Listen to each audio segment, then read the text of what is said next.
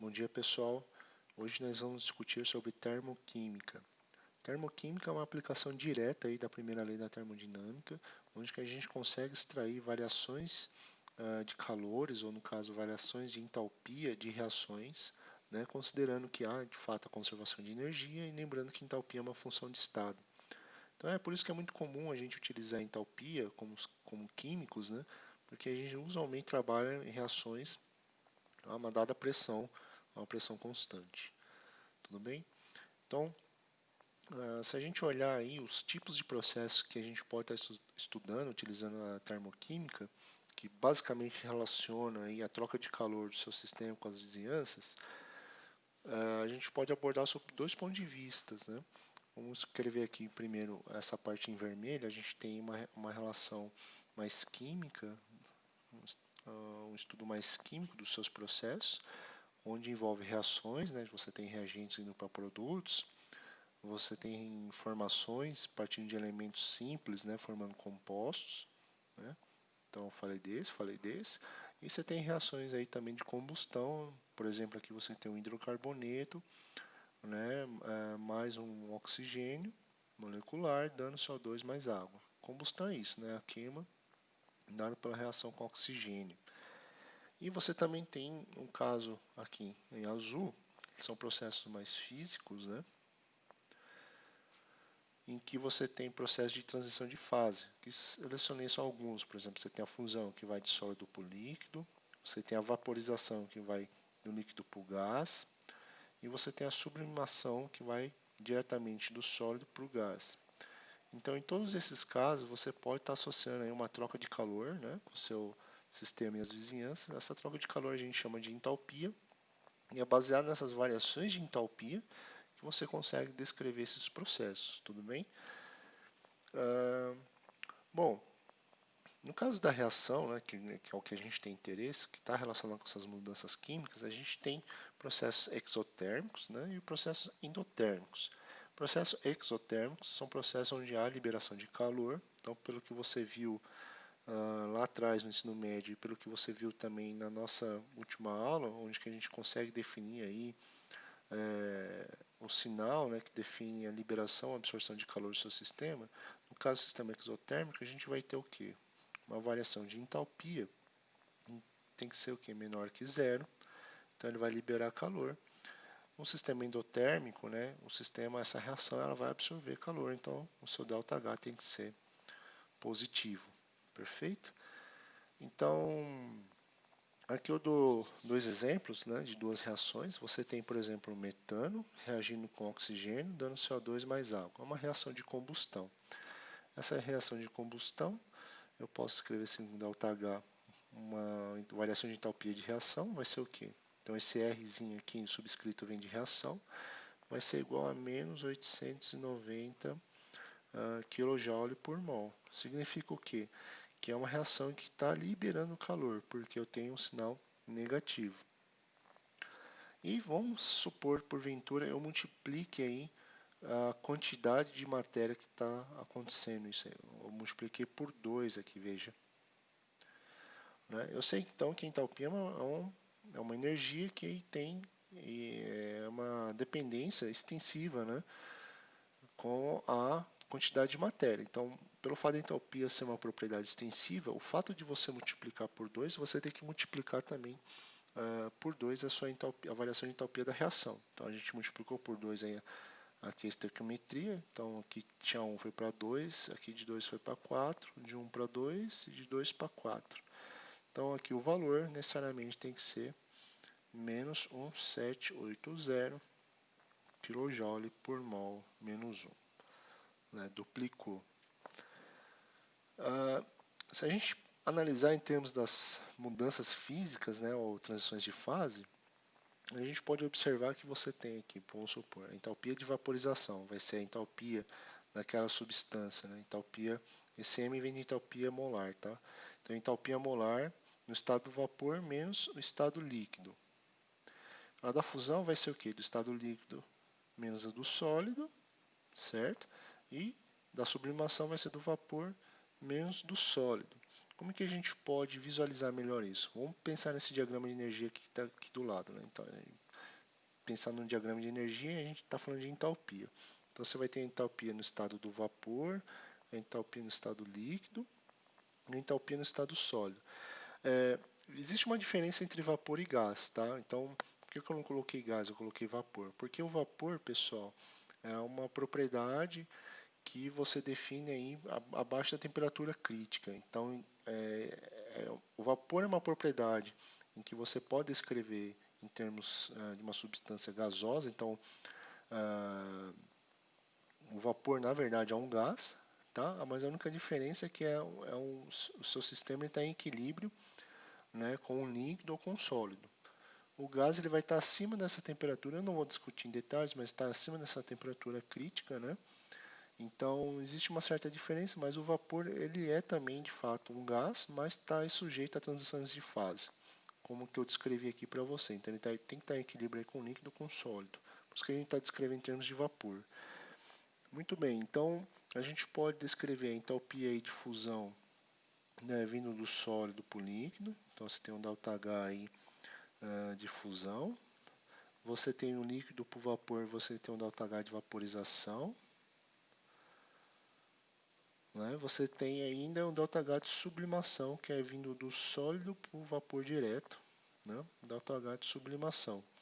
Olha que interessante, se você fizer essa análise aqui, ponto a ponto, como está aberto aqui as variações de entalpia, ou fizer essa análise que é mais visualmente mais direta, você vai perceber que a entalpia, né, de sublimação ela vai ser igual à entalpia, né, de fusão mais entalpia de vaporização. Isso aqui é um bom sinal que, de fato, né, há conservação de energia do sistema. Né? Como se isso se translada, por exemplo, para reações químicas, como que a gente tem mais interesse, como a gente observou aqui. Isso está relacionado com a nossa lei de Hess.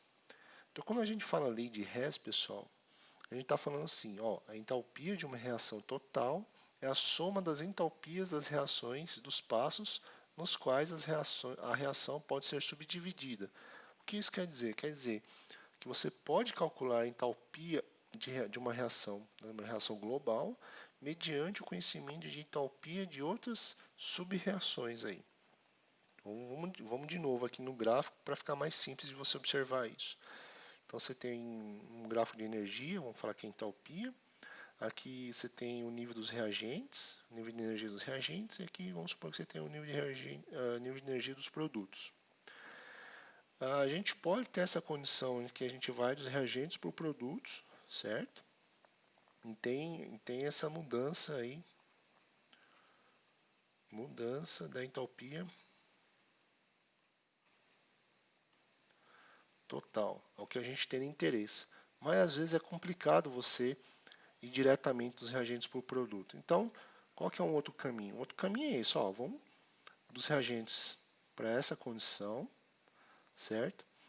Formando uma outra reação. Dessa reação a gente vai para essa reação e finalmente dessa aqui a gente vem para cá, né? Então esse aqui seria um caminho alternativo.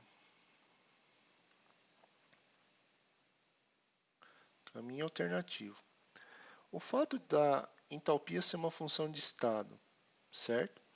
E a gente saber que a lei de Hess é uma consequência da primeira lei da termodinâmica, que tem uma conservação de energia, você pode obter o ΔH da reação, que é esse aqui que a gente tem interesse, né, pelo caminho que é mais conveniente para estudar. Então a gente sabe que não importa o caminho, porque a entalpia, como função de estado, só depende do estado inicial e final. Então você pode, por exemplo, utilizar a soma de todas essas entalpias de reações, de sub-reações, vamos dizer assim, né, para calcular a entalpia da reação global, que é o que a gente gostaria de ter. Então, baseado nessa condição de função de estado e conservação de energia, você consegue de fato fazer isso. Vamos dar um exemplo da lei de Hess. A gente tem duas sub-reações, duas reações aqui, e a gente tem uma reação de interesse, que é essa que está em vermelho, que é a reação global, em que a gente gostaria de saber a entalpia de reação, mas a gente não tem, porém a gente tem acesso aí à entalpia de reação de duas outras reações. Como que a gente pode utilizar a lei de Hess para obter a entalpia de reação? Ora,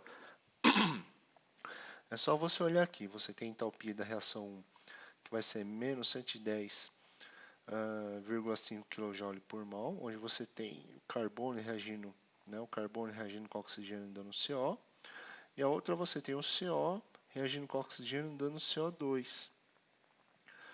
Né? Se você somar essa reação, vamos somar essa reação aqui, ok? Então, o que acontece aqui? Quando você tem elementos que estão tanto no produto quanto no reagente, você pode eliminá-los aqui, né? Então, você corta esse cara com esse cara aqui. Você já aprendeu a fazer isso, eu não vou ficar repetindo em detalhes, tá? Além disso, você tem aqui, no caso, no final, você tem meio de oxigênio mais meio de oxigênio. Se você somar esses dois, vai dar 1 mol de oxigênio. Desse lado dos reagentes, você só tem carbono, então você repete o carbono. E do lado dos produtos, você só tem CO2, então só mantém CO2. Então, se você somar essas duas reações, você tem, de fato, a reação global que a gente tem interesse. Isso é a mesma coisa que fazer, pessoal, é somar essas entalpias de reação que a gente tem aqui. Então seria o que? A entalpia da reação 3 vai ser o que?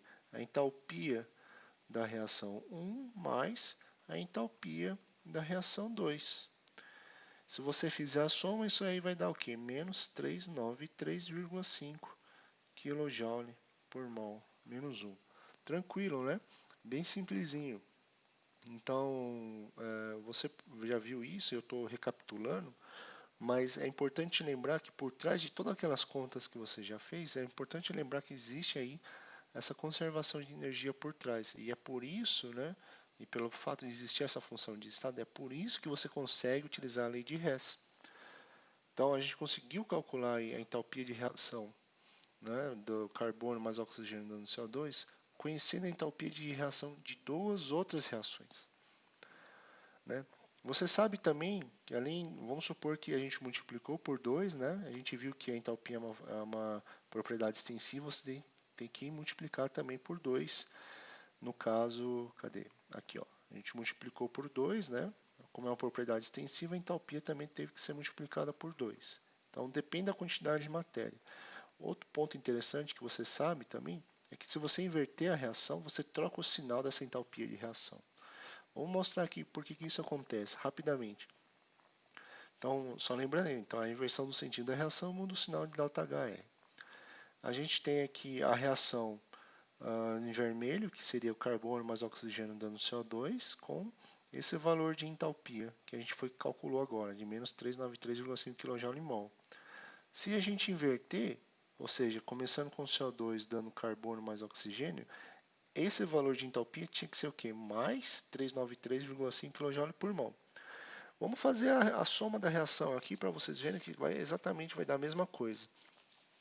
Então, se você somar isso aqui, tentar fazer aqui nesse cantinho, vai dar o quê? O carbono, né? Mais o oxigênio, estou pegando a primeira reação, mais o CO2 da segunda reação. Né? É esse lado aqui, ó, os lados dos reagentes. E vão ter que dar a mesma coisa aqui que é os lados dos produtos. Vai ser o quê? Vai ser o carbono, estado sólido, mais oxigênio, estado gasoso, né? Mais CO2, também no estado gasoso. Né? Então veja que é basicamente a mesma coisa. Então, existe reação aqui, a entalpia dela tem que ser o quê? Tem que ser zero, certo? Por quê? Porque praticamente não alterou em nada, você está na mesma condição. Se você aplicar a lei de Hess, você vai ter o quê? O ΔH da reação 3 vai ser o quê? Vai ser o ΔH da reação 1, que eu vou chamar essa aqui de 1 e essa aqui de 2, certo? Mais o ΔH da reação 2. Como isso aqui tudo é zero, isso aqui é a mesma coisa que escrever aqui, ΔH da reação 2 vai ser igual a menos ΔH da reação 1. Então, se a reação 1 é menos 393,5 kJ por mol, o ΔH da reação 2 tem que ter sinal trocado. Então, aqui vai ser igual a mais 393,5 kJ mol menos 1. Perfeito? Então, são algumas propriedades importantes que você tem que lembrar para na hora de tentar calcular e fazer o cálculo dessa variação de entalpia, você está levando isso em consideração. Vamos fazer um exercício um pouco mais aberto aqui para a gente aplicar essa lei de Hess. Então a gente quer calcular a variação de entalpia da reação, né? Para essa reação aqui, PCl3 líquido mais Cl2 gasoso, dando PCl5 sólido. Sabendo-se dessas duas outras reações que a gente conhece de fato, ΔH de cada uma delas. Bom, o que a gente precisa fazer aqui para chegar manipular essas reações, subreações, para chegar nessa reação que a gente quer? Bom, a primeira coisa, pessoal, é que o PCl3 está aqui no reagentes. E o PCl3 que a gente vê aqui nas subreações está aqui nos produtos. Então a gente vai ter que inverter essa reação 1. Se a gente inverte a reação 1, o sinal desse cara aqui vai trocar, né? Vai ficar mais 640 kJ por mol. Então vamos fazer isso. Então a gente vai ter o 2, vamos reescrever 2PCl3 líquido, né? Vai dar o quê? 2 fósforos mais 3 cloros gasoso.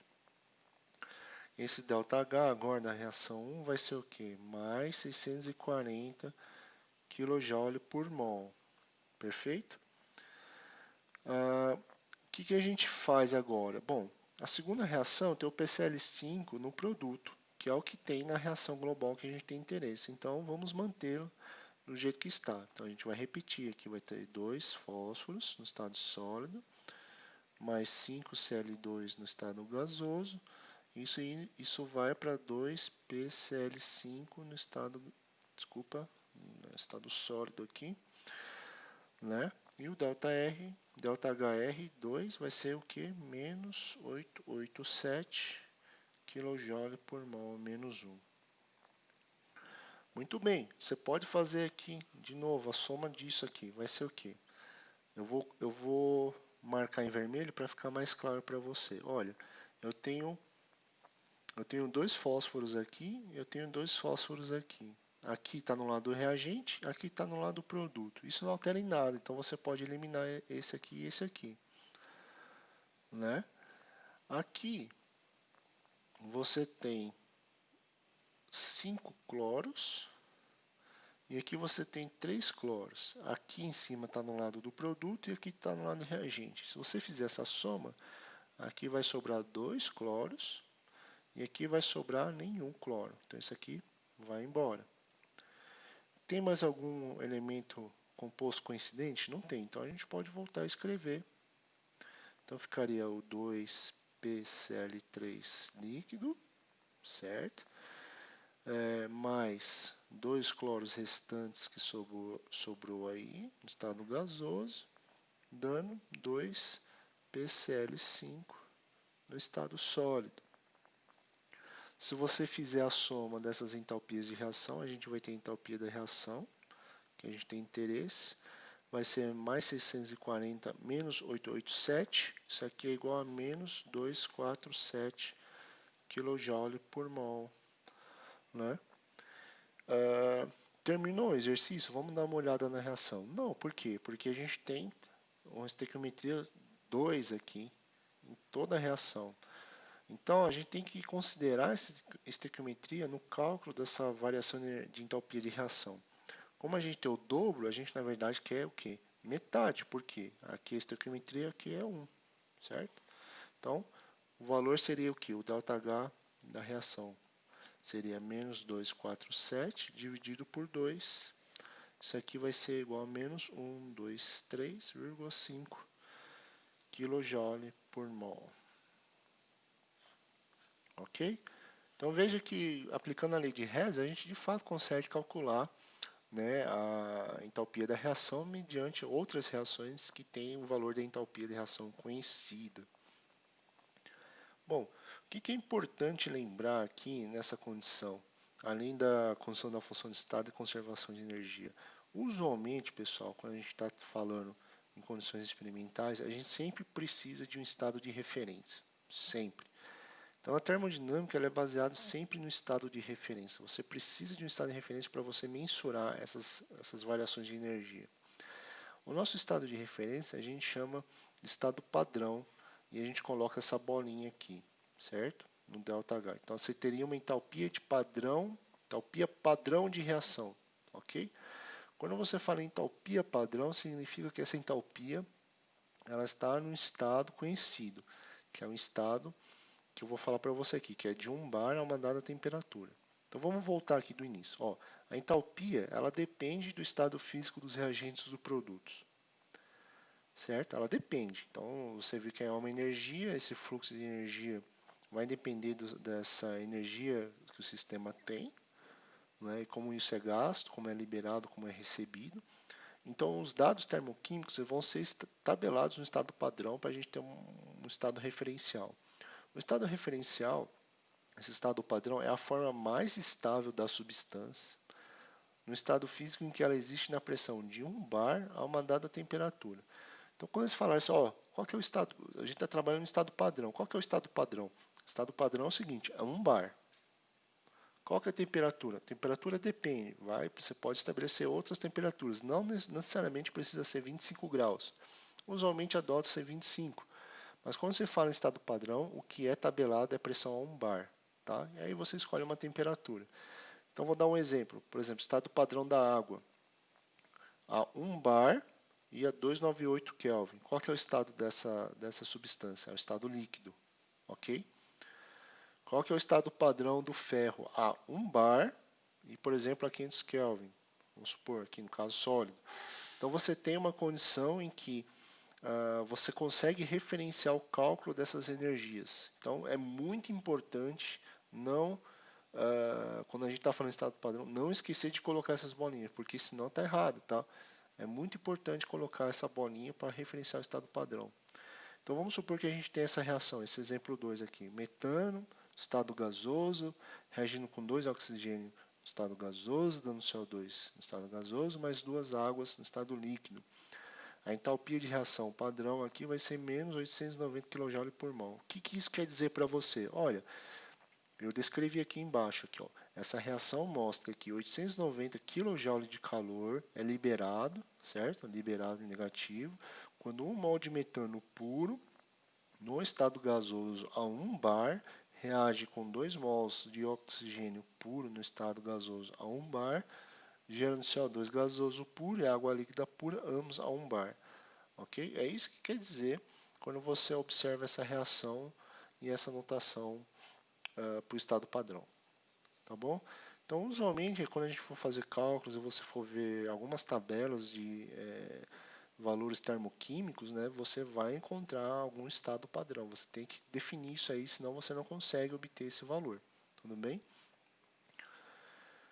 Bom, a gente viu que a entalpia de reação, que é a entalpia que a gente tem interesse, pessoal, ela pode ser descrita de diversas formas. Olha, ela pode ser escrita, se você tem uma combustão, essa entalpia de reação, ela vira uma entalpia de combustão, tá?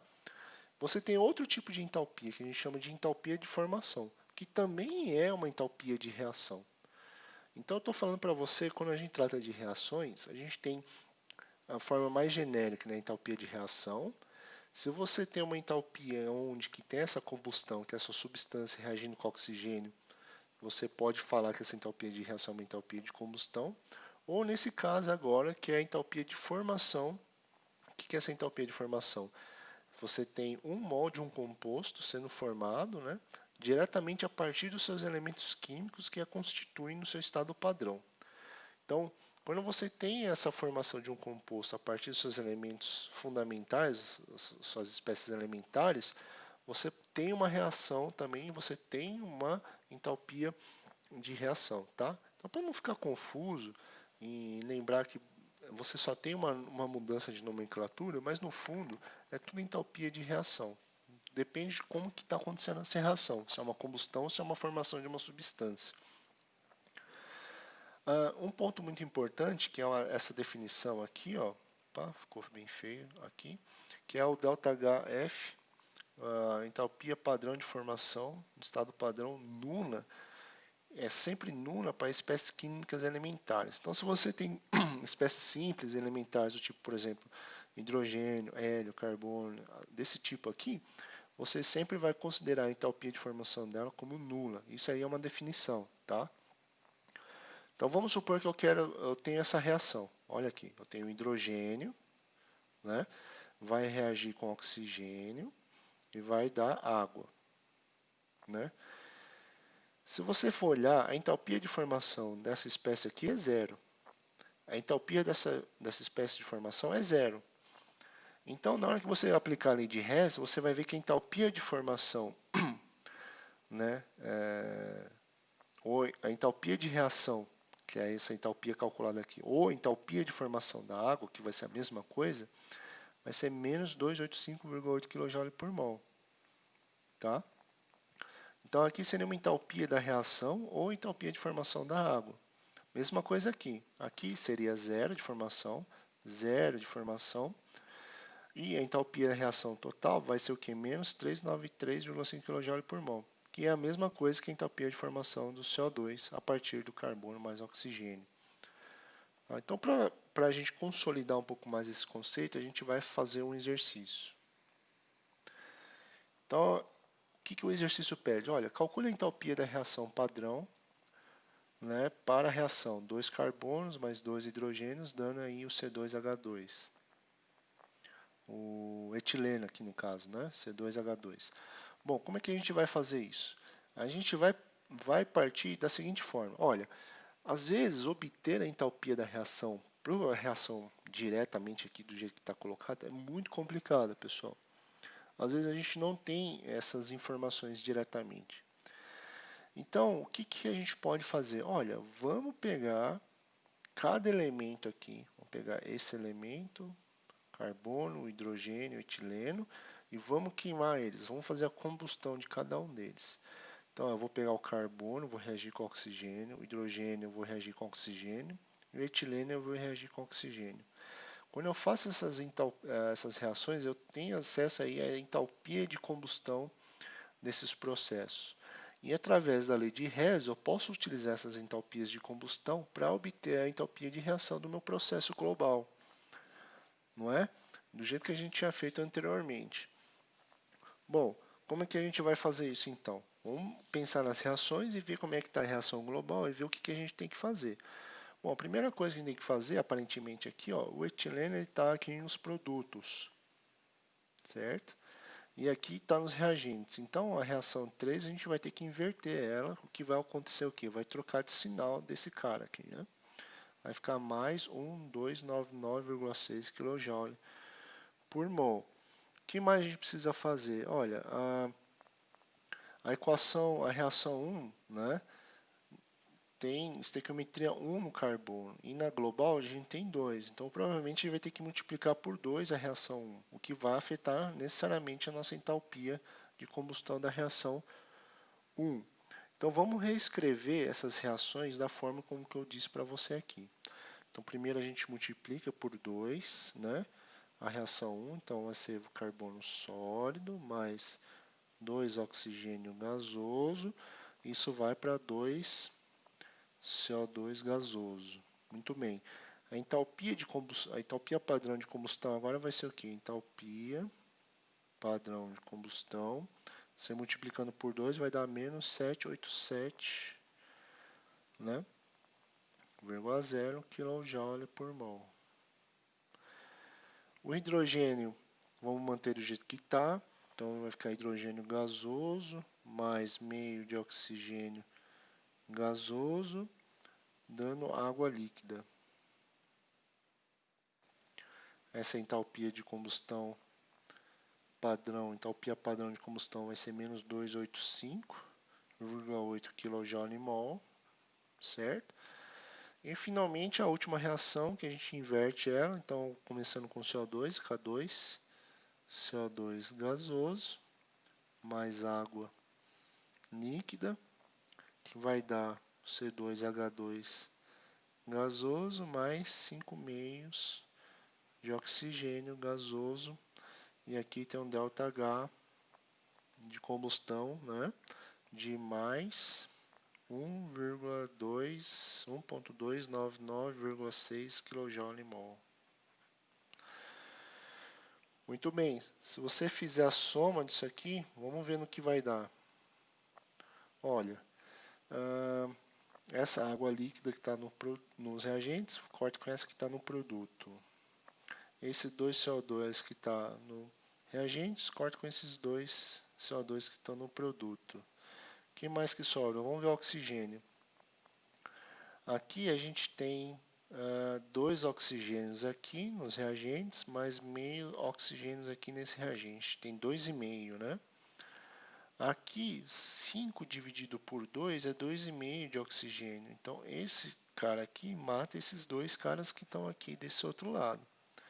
Se a gente olhar, talvez, realmente não tem mais nada, então a gente pode escrever a reação. Vai ficar 2 carbono no estado sólido, mais hidrogênio no estado gasoso, dando C2H2 no estado gasoso. Olha cá, essa reação de fato é a mesma reação que foi postulada no início, que é a reação que tinha interesse. Então a gente pode somar as entalpias de reação. Vamos fazer aqui, aplicando a lei de Hess. Então a gente vai usar a lei de Hess para calcular isso. Você pode somar aqui diretamente do jeito que eu fiz, igual no exercício anterior, ou pode fazer de uma forma mais descritiva, como eu vou fazer aqui abrindo a lei de Hess, tem que dar a mesma coisa, tá? Então vai ficar ΔH padrão da reação, vai ser 2 ΔH padrão combustão da reação 1, né, mais um ΔH padrão da combustão da reação 2. Lembra que a gente teve que multiplicar por 2, né? Então tem que levar em conta a estequiometria da reação, aqui na reação 1, e inverte o sinal, né, da reação 2, que vai ser que ΔH padrão combustão da reação 3. Então, isso aqui vai ser 2 menos, só copiando os valores lá, vai dar 393,5 mais menos 285,8 menos 1299,5. Se você fizer a soma aí, esse ΔH padrão da reação vai ser mais 226,7 kJ por mol, certo? Que é o valor que a gente estava buscando para a reação. Esse valor, novamente, repetindo, se você fizer a soma aqui direta, pessoal, desses valores, tem que dar igual, tudo bem? Então eu fiz de uma forma mais descritiva aqui da lei de Hess, abri ponto a ponto, né, em termos das entalpias de reação, ou de combustão no caso, para você obter a entalpia de reação, entalpia padrão de reação da sua reação global. Um ponto importante, pessoal, se você olhar a reação, veja que a gente está partindo aqui de novo de compostos simples, né?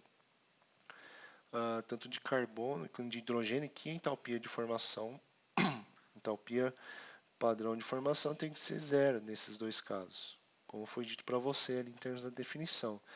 Significa então, pessoal, é a mesma coisa dizer aqui que a entalpia, veja, a entalpia padrão de formação do etileno, que é o C2H2, no estado gasoso, é igual à entalpia padrão de reação que foi calculada ali, que é mais 226,7 kJ por mol menos 1, certo?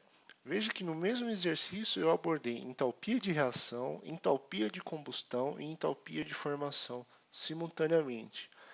Então, para tentar deixar mais claro para você, que a entalpia de reação ela é mais abrangente, mas a entalpia de formação, a entalpia de reação pode ser descrita em termos de uma formação, ou a entalpia de reação também pode ser descrita em termos de uma combustão. Tudo bem? Então, esse aqui seria a mesma coisa, né? Seria a entalpia da reação seria a entalpia de formação do seu composto. Ok? Vamos detalhar um pouquinho mais como que isso está relacionado, quer dizer, como que a gente pode obter agora a entalpia de reação a partir da entalpia de formação. Eu te dou a entalpia de formação e eu peço a entalpia de reação. De novo, a gente vai utilizar conservação de energia. Vamos pensar aqui em termos de um diagrama para ficar mais visual para você, entalpia, certo? Aqui a gente vai ter os reagentes, aqui a gente vai ter os produtos. E aqui a gente vai ter os elementos, né, os elementos químicos fundamentais que vão gerar os compostos mais complexos. Então a gente pode partir da seguinte parte. A gente pode sair dos elementos para os reagentes, Isso vai te dar o quê? A entalpia padrão de formação dos seus reagentes. Ou a gente pode partir da formação dos elementos por produto, que é a entalpia padrão de formação dos seus produtos, né?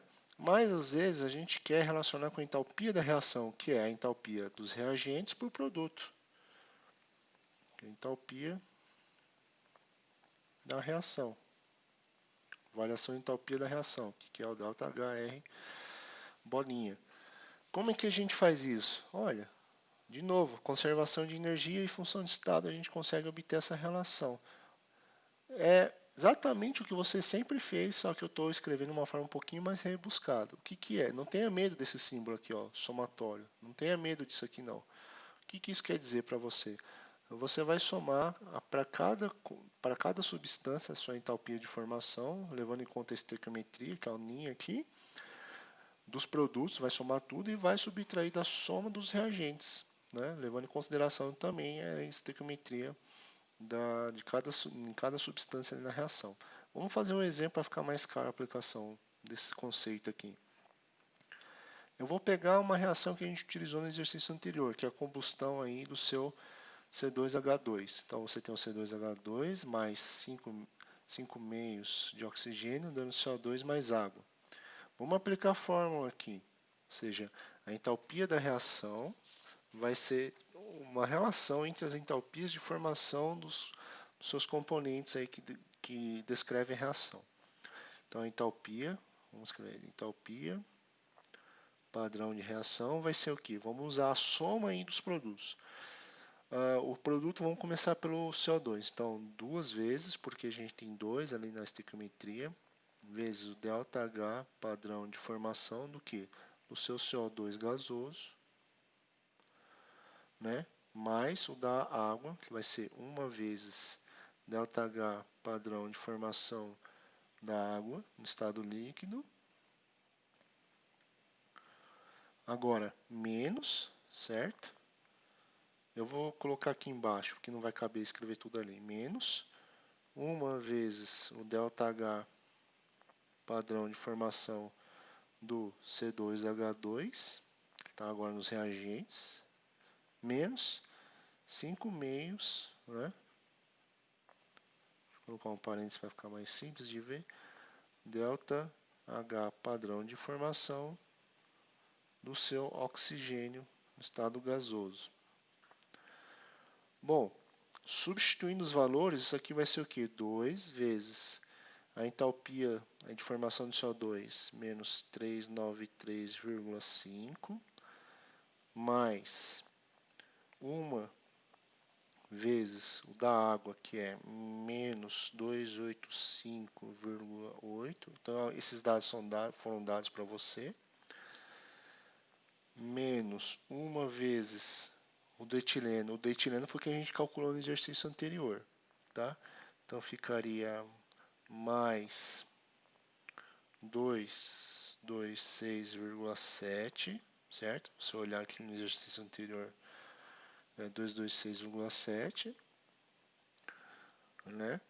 Menos 5 meios do ΔH de formação do oxigênio. De novo, oxigênio, um elemento simples, né, que a gente definiu como zero a entalpia de formação, então vezes zero.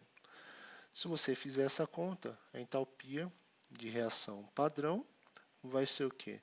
Menos 1299,6 kJ por mol menos 1. Então, a entalpia de reação para essa reação aqui, ó, que é uma reação de combustão, vai ser menos 1299,6 kJ por mol. Se você voltar lá no exercício, no início, isso aqui foi dado para você, olha ele aqui, ó, certo? Que bate com o valor que foi tabelado, que foi dado para você. Então veja que você consegue calcular também a entalpia de reação mediante a entalpia de formação dos seus produtos e dos seus reagentes, tá bom? O que a gente viu nessa aula, fazendo um sumário? Olha, a gente consegue usar a termoquímica, né, como uma ramificação da termodinâmica para estudar o cálculo da entalpia de alguns processos, variação de entalpia de alguns processos, como reações. Essas reações incluem formação ou combustão, e você tem processos físicos também. A gente tem mais interesse, pelo menos por enquanto, na parte mais química, né? Então a gente focou nas reações, e a gente viu que a lei de Hess ela aparece e que representa aí a conservação da energia dada pela primeira lei da termodinâmica. E sabendo que a função de estado, que a entalpia é uma função de estado, a gente pode utilizar a lei de Hess para calcular a entalpia de reação de uma reação qualquer mediante algumas sub-reações com entalpias de reações conhecidas. A gente viu então que a entalpia de reação pode ser dada em termos de uma entalpia de combustão, e a gente viu também a entalpia de reação dada em termos da entalpia de formação dessas substâncias. Tudo bem? Então, até o momento a gente viu a primeira lei, viu como que ela é enunciada, viu algumas características de definições e definições que descrevem, né, algumas propriedades termodinâmicas, viu uma aplicação direta agora da primeira lei, e a gente agora, então, finaliza a primeira lei e a gente pode dar prosseguimento agora às outras leis da termodinâmica que a gente vai abordar nas próximas aulas. Agradeço novamente sua atenção e até a próxima aula. Muito obrigado.